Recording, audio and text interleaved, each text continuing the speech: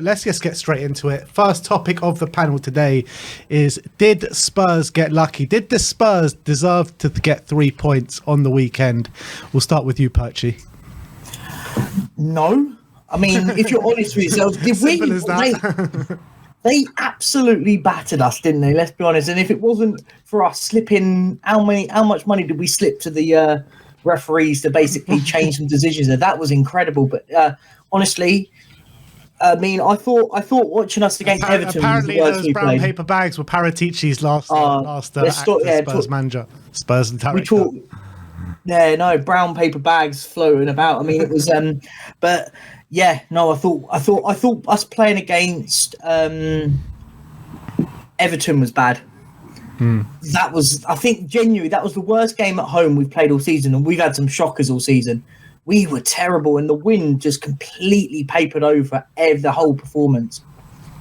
Yeah, you think that was our worst home performance of the season? We had 30% possession at home. I mean, we got dominated majority of that game. Let's be honest. Name me a performance that's worse than that. Arsenal, maybe. Villa. You could, but yeah, no, you could argue both of those are in. I mean, they're all in the same bracket. I mean, we can pick and we've had some stinkers, Perchy. Don't you forget it. True. It's true. I mean, we were bad. I wouldn't say it was our worst performance of the season. There was a bit of it. First half, we were all over the shop, but we were a bit better in the second half, weren't we? I mean, surely it's got to be. If it's not the worst, it's definitely close to. I mean, I don't know about that. You can only think of what 2 worst performances at home this season. I have to look at our home games. I don't know if it's one of our worst of the season. Maybe. I think it was terrible. I really did. I mean, I think it was horrendous. I mean, Brighton deserved to win that game. Never mind draw, never mind lose. I mean, they deserved to win that game. They had plenty of chances. Hugo Lloris was making wonder saves in the game. Ash, how are you feeling about it? Were we lucky to win that game? Boy, we just got dominated. Shots, everything. 17 shots to our 9, 4 shots on target, 5 shots off target, 8 shots blocked, 7 corners. They've had bigger chances than us. They hit the post. Lloris had to make a couple saves. They were playing through our midfield, playing through our press. Anytime we tried to press, they played right through it. We didn't have much to say to them. We didn't have much to play. Even when we went to counter-attack them, it came to nothing. So the whole point of having that little possession, the whole point is that we were going to hit them on a counter and then make quality chances. And when it came to like the final ball, that's where we kind of petered out. And I was like, what's the point of doing counter-attacking football if you're not counter-attacking properly, or it's not coming to, it's not resulting in a shot or a chance at least. And how many times, Ash, were we looking to counter-attack and the only player getting forward was Skip on his own, just trying to burst forward, and you've got like, where is everyone else? Where is this counter-attack? Where's the support? This is what I'm saying. So it just doesn't make no sense. Like, I don't know what they're doing when it comes to training and when they're doing their prep, but clearly, like, it's just not working. So, it's just not making absolutely no sense to me, no sense whatsoever. So yeah, it was a poor performance on all like metrics, any metrics you could think of. Yeah. Someone's phone going off. Don't get me wrong. We definitely deserved to lose. I don't disagree with that. But I think if it wasn't for the referee, we definitely would have lost on Saturday. But I did think the second half we improved. I didn't think necessarily we were better than Brighton even in the second half, but we did improve from our first half. And Brighton in the second half, apart from the penalty they should have had, or the 2 penalties they should have had, they didn't really have many clear-cut opportunities at least, and we did kind of restrict them on that front. First half, I agree. We were all over the shop. We should have conceded more than a goal. We got very lucky with the handball decision. Lloris made a miraculous save onto the post and a brilliant save from McAllister as well. And we're only level thanks to a bolt from the blue from Heung-min Son. Don't get me wrong. But I think there was a bit of an improvement in the second half on that performance. I thought Brighton were a bit more restricted in the second half than they were in the first. But you're talking about an improvement from really bad to bad, basically. That's what you're talking about. Yeah, atrocious to okay, I would say, yeah. Atrocious to below par, probably. I mean, I don't think Brighton did much in that second half, apart from they had the 2 penalties, but they didn't really come from clear-cut opportunities that we thought. I know they had a goal as well that ruled out from VAR, which I think was rightly done so on that occasion. But I just don't think Brighton were anything special in that second half as opposed to the first half where they ran rings around us. I think it's because we set up defensively. That's the reason why we limit them to more like clear-cut and quality high chances. But what's the point of being so defensive in front of your home fans, in front of your home crowd? Like, the whole point to go and watch a football game or support your team is to let your team, be expansive and, try and go at teams. You don't watch your team to sit at home and be defensive. It's no disrespect to Brighton, but you would think that Tottenham Hotspurs are a bigger club than Brighton FC. Do you know what I mean? Albion and Hove. So, they were favourites with the bookies coming into it. So, that tells you everything you need to know. But when your bookies are like booking against you, like it to me is wild, isn't it? I know both managers are Italian, and you kind of like associate Italian with defensive football, etc. But we're really bad at defending. So how about that? Yeah, how about that? And that's the thing, when we sit back and try and defend, you've just got these defenders who will either make an individual mistake or give away a penalty or commit an unforced error, and that's exactly what happened against Brighton. We were sitting back for a lot of the game, and we should have conceded at least 2 penalties. We were very lucky that VAR was in our favour on 2 of the goals as well. And again, when we're trying to defend leads and hold strong, these defenders more often than not will let you down, and I think we got very lucky on Saturday that it wasn't reflected in the scoreline how much our defenders did let us down. Again, Eric Dyer thinks he's improved under Conte. Did you read that? I agree. I mean, Ash, I agree. I think he has improved under Conte. I don't think you remember him before Conte. I mentioned that. I can't even remember. I'm trying to think, how bad was he? How bad was Eric Dyer? Really bad. So bad. I can't believe it. To come out with that statement. I was like, Ash, yeah, now you only makes 1 mistake per game. Before it was a lot more. Trust me, he makes a lot more than 1 mistake per game still. But look, like in that game yesterday, right, on Saturday, I don't remember seeing more bad refereeing decisions all in one game than I have done all in like such a short space of time. It was actually mad when you're thinking about it. Like, whether you think the penalty decisions or the goal decisions were right, you've got 2 goal decisions, you've got 2 or 3 penalty shouts, you've got many other decisions throughout the game which could have gone the other way. And someone put out a compilation, I think, of 14 decisions or something on the day, which could have gone either way. I mean, how many? That's crazy. I don't think I've ever seen it in one game, so many decisions. I'm just glad it wasn't. It was just for us. You know what I mean? It was for once. We got a 12th man. So we got a 12th man on our team. Luckily that time. So had it been the other way around, we would have been pissed. We would have been like saying it's an outrage, but. No, I think it was an outrage period. I think it just completely ruined the whole point of sport, really. I thought some of the decisions were horrendous. I thought it's quite funny because it's funny seeing people now on like social media trying to justify the decisions. I think only one of them I can honestly justify going, okay, I can understand why it was disallowed, and that was the one that bounced off McAllister's arm. I think it was harsh. But it's probably the only one I genuinely can go, do you know what? I get why it's been disallowed. I don't agree with it, but I understand why it's been disallowed. Matoma's, again, really? I mean, we all sit there and moaned about the Champions League final when it hit Sissoko's arm saying it wasn't a penalty. I didn't think that was a penalty at the time as well. So we, as a fan base, can't sit there and justify that being considered a penalty, being disallowed, because it was exactly in the same sort of area, in that sort of top shoulder part. The 2 disallowed penalties, unacceptable. That's just for me. That's just gross negligence from officiating. Those 2, and it just made you look, and you look back and go, it's horrendous. But how that Højbjerg stamp, the other one later on in the game, I think from Longley, I don't understand how VAR don't pick them up. I don't understand how they're not giving us a penalty, and plenty of other decisions throughout the day as well. I mean, Højbjerg, plenty of decisions, plenty of fouls he was making on the day, he got away with. Dyer as well, I think 2 or 3 fouls that he was making, he got away with. Perisic, I mean, I think with the 2 studs up, in the ankle, I think he was lucky to walk away without a red card on the day. I mean, it's crazy, isn't it, Sim?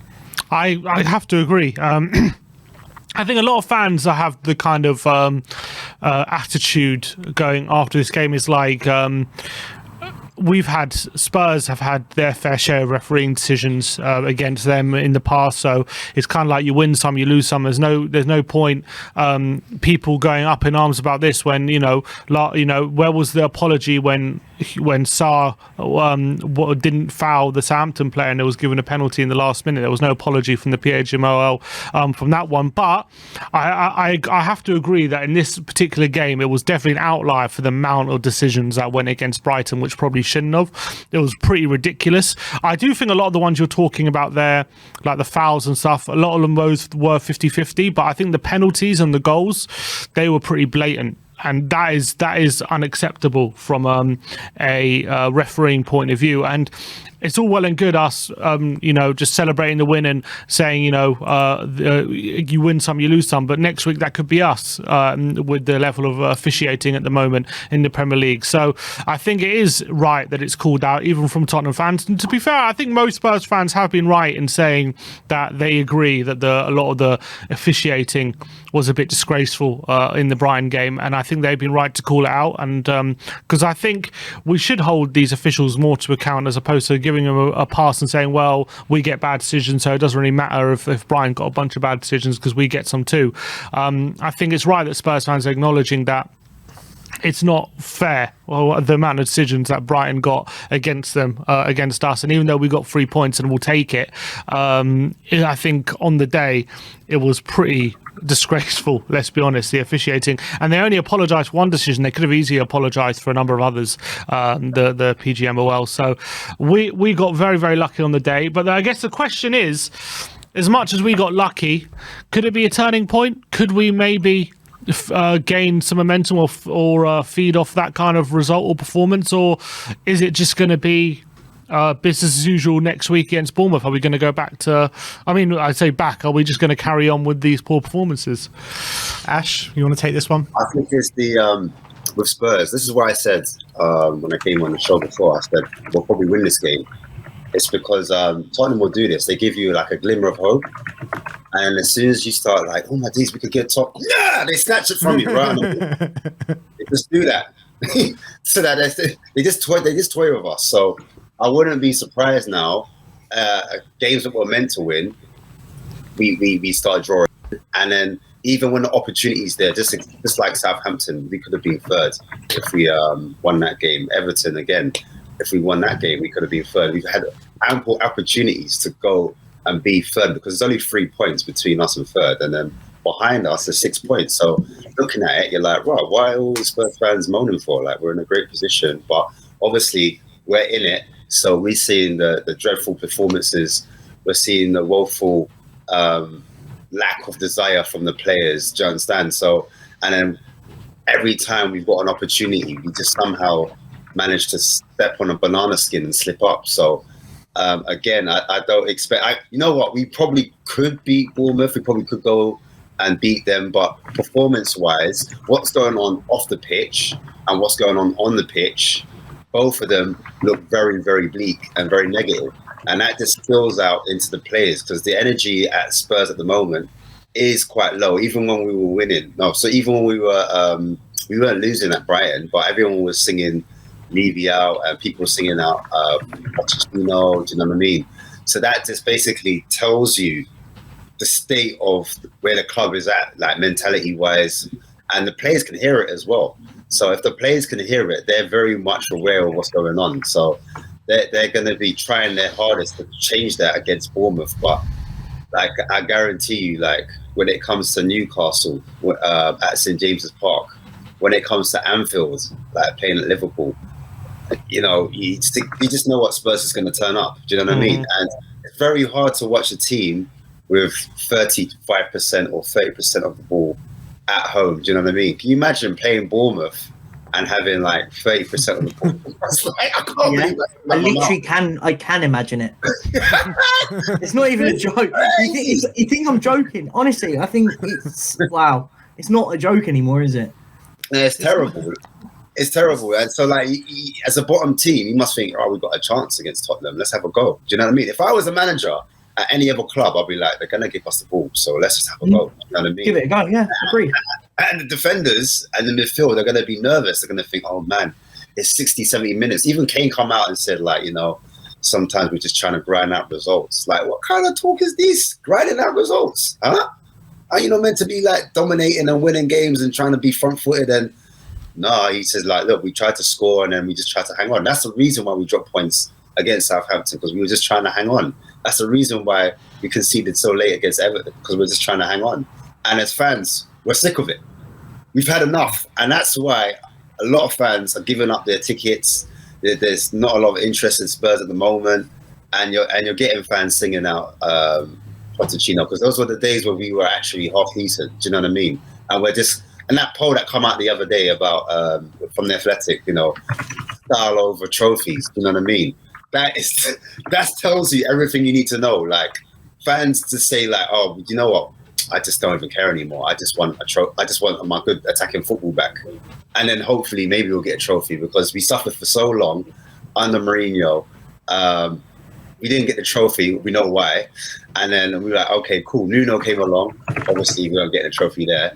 But still poor performances, still defensive. And then obviously Conte's come in.